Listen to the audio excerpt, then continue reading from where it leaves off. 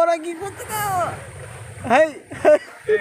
এটা আবার কি ভাই প্লেন আছে এটা আরো বেশি জল কাটবে।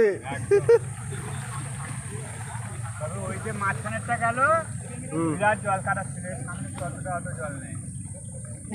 খেলেও তোমার জল কাটবে। কিরম ঢেউটা আসছে দেখেছো? এটা করে ভিডিও করছে।